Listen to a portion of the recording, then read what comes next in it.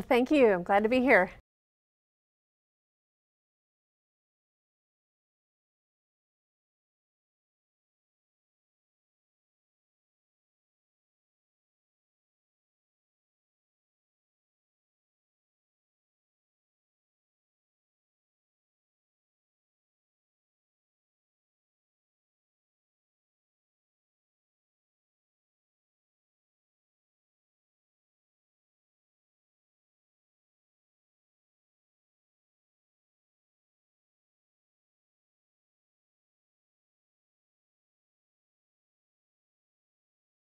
Well, first I would say it's not as bleak perhaps as some people are saying, and I really have hopes that we will maintain the majority and be able to continue the good momentum and the good work that we have done to rebuild our military and get our economy moving again. But there are several issues that I have been working on that I think I will continue to work on across the aisle. And one of them deals with sex trafficking. You know, that is a scourge on our society that needs to stop. And so I have passed a bill in the House that would give our law enforcement more resources to go after the demand side of sex trafficking. And that is an issue that is supported by Democrats and Republicans. And while it passed the House this year, I don't think it's going to cross the finish line in the Senate. So I want to continue to work on that. I've also been a leader attacking the opioid problem because it is impacting too many people in my district and across this country, devastating lives. And so that's something else we can keep working on. And I am a subcommittee chairman on the Armed Services Committee. And I think having a strong national defense is something that we all can agree on. And I'm also on the Agriculture Committee, and that's another bipartisan issue, making sure that the American consumer still enjoys the most affordable, reliable food supply in the world. So there's lots of issues that we can work on together for the good of the American people.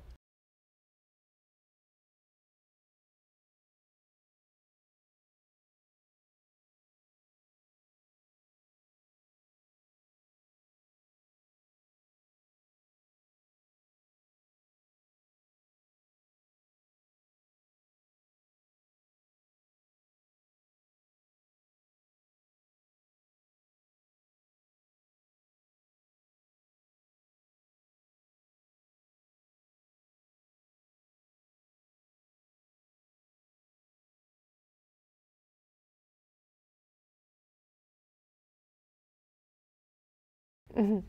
Well, there's a lot of misunderstanding about those programs, and that Congress really hasn't borrowed their money and used it for other things. Now, the Social Security trustees have invested those dollars in treasury bills and money markets and other things, and they have come due over the years, and they've gotten a lot of interest on that. That goes back into the trust fund. The main problem with the Social Security trust fund is that we're having more and more baby boomers that are aging 10,000 a day, and less young people entering the workforce and paying into the fund. And that's a trend that started in 2010, and we expect will continue from here on out. And so we do need to take steps to preserve and protect this important program. It's a defined benefit, defined outcome program. And so by tweaking it in different ways, you can shore that program up, and we just need to do it. And the changes could be raising the amount of money where people pay in. Right now there's a cap on income, and so that higher income individuals have to pay even more money. You could also change the ages of when those benefits start being given out, or change in some other way, but it can be done, and any changes that would be proposed would be for just younger generations only. Lots of times senior citizens who are currently receiving those benefits get concerned that they're going to have their benefits cut, but nobody in Washington is talking about that. But there is discussion that steps need to be taken for future generations. Medicare, likewise, is a very important program for so many seniors, and it is scheduled to run out of money in a few years, and so we need to take steps there as well. Most people don't know that the average person pays in $110,000 over their lifetime into Medicare, but the average person is receiving about $330,000 worth of benefits. Healthcare is very expensive, and so it is slowly draining the general revenue. So there have been different proposals and ways that we could shore that program up as well, and I'm hopeful that we will tackle those important issues in the future.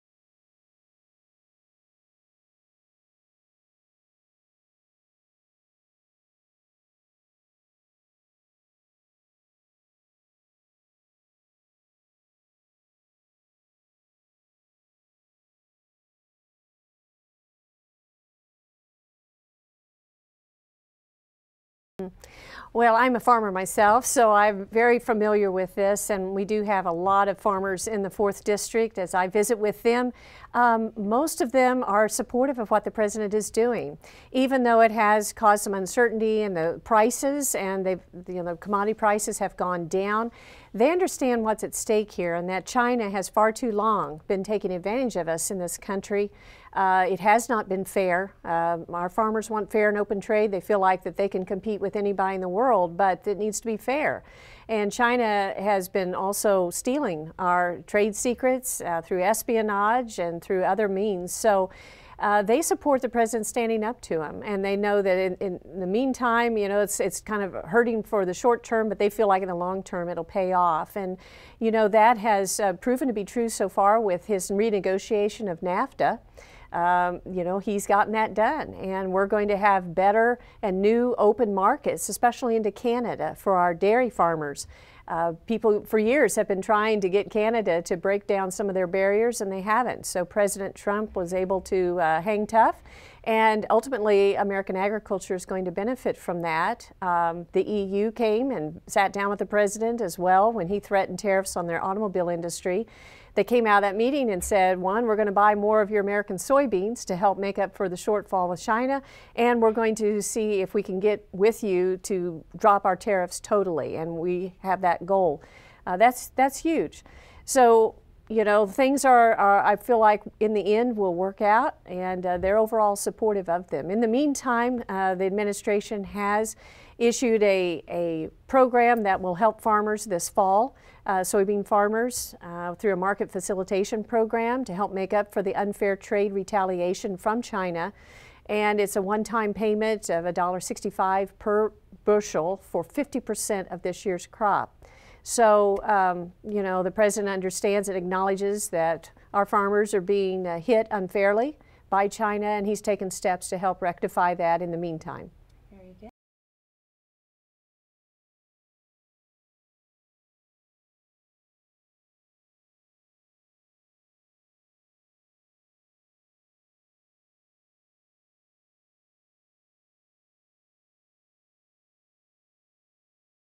Well, this is huge. I believe this is our #1 priority, is to provide for the common defense. And it's been very heart-wrenching and frustrating over the last few years of the Obama administration to see him cut our military, our national defense. At the same time, we have more threats facing us now than before World War II.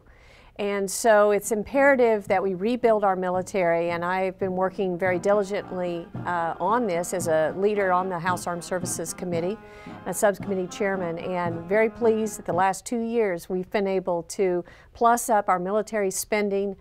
This year will be the highest level we have ever invested in our military, to start rebuilding the readiness, to modernize our equipment. We gave our troops a 2.6% pay increase, which they're so deserving of, and to start getting us where we need to be. And it's going to take several years to get us to that point, but I feel real good about the direction, and I very much appreciate President Trump's support of our military and making this a priority that it deserves.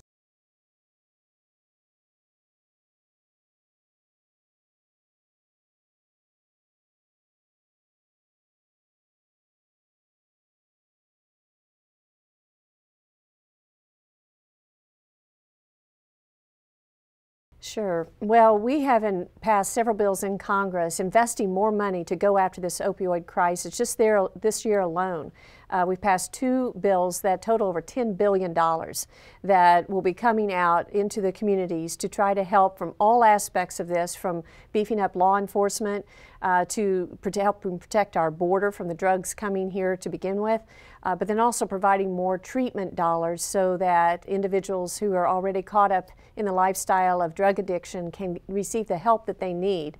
And I was very pleased to support and to see that Rural Behavioral Health Services here in Springfield just received 2 grants, a $4 million grant and a $2 million grant that is going to go to expand services, especially for our young people. This is going to directly come to Southwest Missouri as well as Central Missouri. Over 500 more young people are going to receive drug treatment, and their families receive the counseling they need because of this money coming from Washington, D.C. right back here home. And so I'm excited about that and the good outcomes that I know we're going to have. And I've been focusing on this for several years. I used to be a high school teacher, and I worked with kids, sadly some of them who were starting to get into drug addiction, work with their families. And you know, it's just hurting too many people. It's hurting our economy. I talk to businesses and they say they have jobs, they can't find people that can pass a drug test. I talk to our military recruiters. They're having trouble finding young people who can serve in our military without the drug history. And then I've met too many families who have lost a loved one to drug overdose. So this is really important. I have held 13 high school assemblies over the last 2 years and challenging this generation to be the generation to choose to live drug-free, to rise up above the past and to set a new path. And I bring in inspiring speakers from undercover law enforcement to moms and dads who've lost children to drug overdoses, including this year Julie Oziah Gideon from Springfield here, who lost her daughter Samantha Huntley, a 20-year-old beautiful daughter, former Kickapoo High School cheerleader, to drug overdose. And she shares from her heart what it went through, what Samantha went through, what she's gone through, and just challenges them, don't do it. And if you need help, get it. And so I'm hoping and praying that this will make a difference. And between what we're doing in Washington, sending money back home, passing legislation to go after this crisis, and with here in the district, things that we're doing, I'm hopeful for our future that we'll get on top of this and we'll win.